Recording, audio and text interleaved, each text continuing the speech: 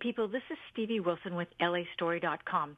As we're approaching holiday time, family holiday travel is really important. And whether you're going to someplace special, unique to you, or something special for family time with other family members, it's all about getting on the plane, getting your trip booked, and how much it's going to cost. We have travel expert Pauline Frommer here to tell us about what the best tips are to save you time, money, and hassle, which gosh knows that traveling right now is really all that.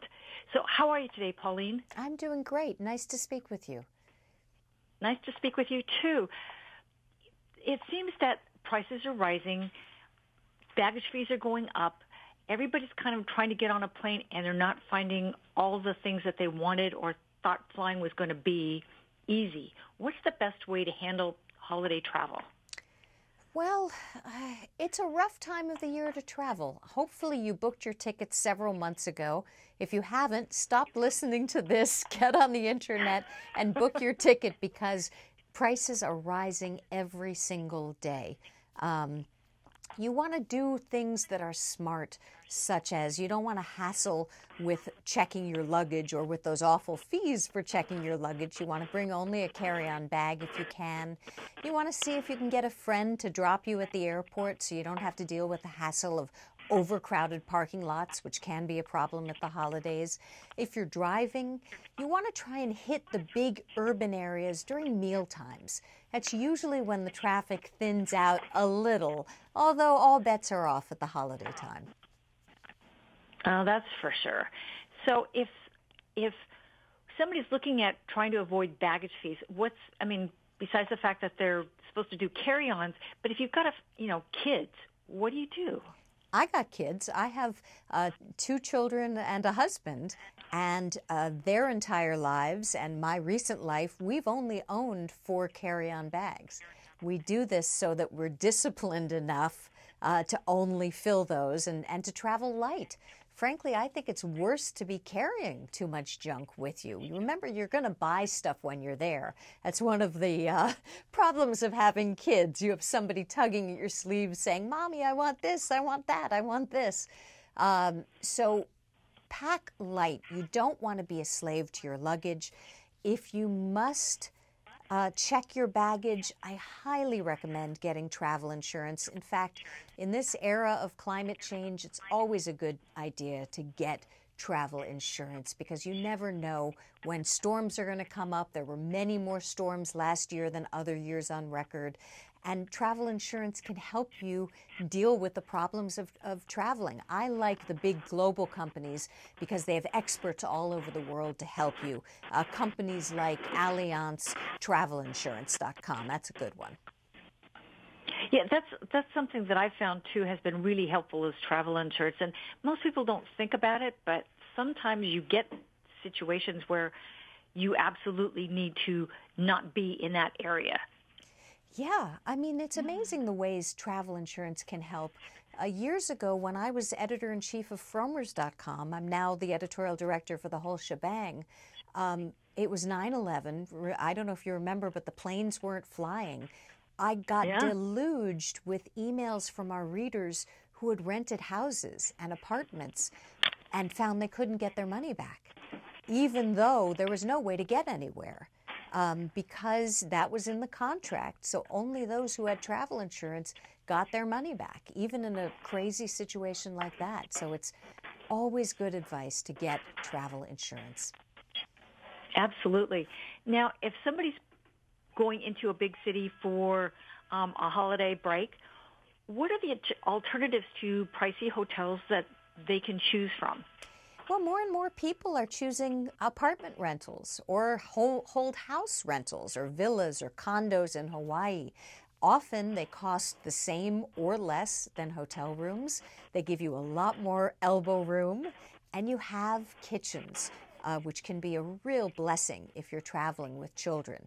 Now, as I just said, there can be gotchas. The cancellation policies on rentals tend to be far more draconian than with hotels. So you want to make sure you have insurance, as I said before, and you want to, when you're picking these places, read the reviews carefully that are posted by other users, and look at the photos. If somebody doesn't post a lot of photos of their place, it's because they're hiding something. So you want to be really careful. That's a good idea because, condos and homes don't always look like what the pictures may depict or what they don't depict. Right. And it's really smart just to do that, particularly with kids, because then you can work your schedule that they're used to a lot easier because of eating and other things, and they can have the special foods that they like to have. Yeah, I think that having a kitchen is invaluable when you're traveling with kids. Now, that may talk to how picky my children are in terms of eating, but just having a fridge is a lifesaver. Absolutely. What are the most favorite places that people want to go to over the holidays?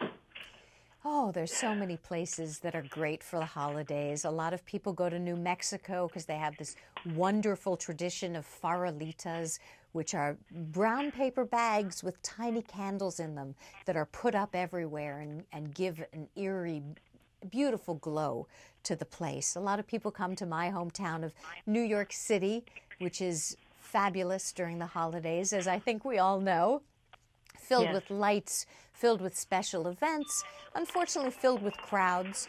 So if you do decide to come, in my book, Frommer's Easy Guide to New York City, I recommend a lot of hotels that are in the outer boroughs that can save you money, specialty hotels like ones for veterans that charge little money. There are also religious hostels which actually look like a normal hotel but charge far less. They don't make sure you pray. You don't have to be of the religion to stay in them, although sometimes they have rules. If you're a couple of opposite genders and you're not married, you can't stay in, say, Leo House, which is run by the Catholic Church.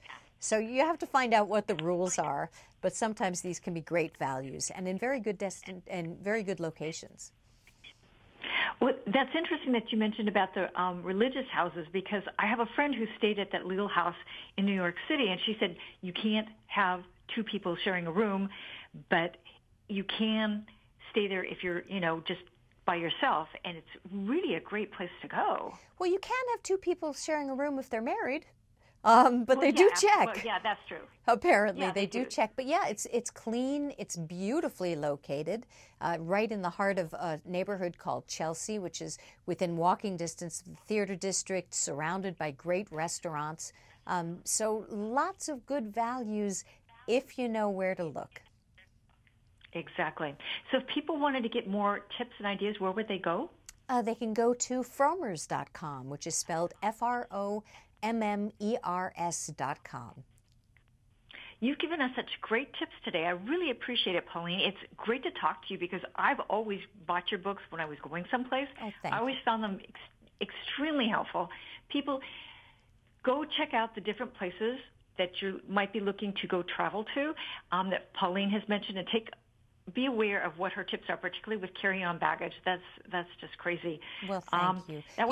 We use local experts in all our destinations. We're so proud of our authors. They're top journalists, and it warms my heart that you use our books, so thank you. You're welcome. You're welcome. People, we'd like to thank Pauline Frommer for her time today, and this is Stevie Wilson for LA Story saying have great travel holidays, and see you soon, people. Bye.